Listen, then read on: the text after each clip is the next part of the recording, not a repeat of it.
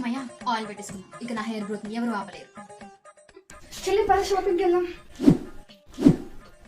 ఏంటి ఇప్పుడా? పదవి టైం అయిపోయింది, చాలా లేట్ అయిపోయింది. నేను తల మీద ఆల్రెడీ లీటర్ ఆయిల్ పెట్టుకొని కూర్చున్నా. ఇప్పుడు షాపింగ్ ఏంటి? అయితే ఏంటి బాగానే ఉన్నావు కదా క్యాషియర్ గా. ఇప్పుడు నువ్వేం చెప్పినా నేను రాను. పదవి ఇంకొక డ్రెస్ కొనిస్తాను కానీ. ఇప్పుడు నాకు కిలో బంగారం కొనిచ్చినా నేనైతే వచ్చే ప్రసక్తే లేదు. అసలు ఏం మాట్లాడుతున్నావే నువ్వు? ఆయిల్ పెట్టి కూడా బయటికి రారా? No way. బాగానే ఉన్నావే తల్లి. నేను రాను కానీ వెళ్ళొచ్చేసాయి. భూకంపం వచ్చినా నేను ఇప్పుడు ఇంట్లోంచి కదా ఉన్నా. నేను నమ్ముకొని ఇప్పటి వరకు టైం వేస్ట్ చేసుకున్నా. A few moments later. నీకేదో పార్సల్ వచ్చింది, వెళ్ళి తెచ్చుకోపో.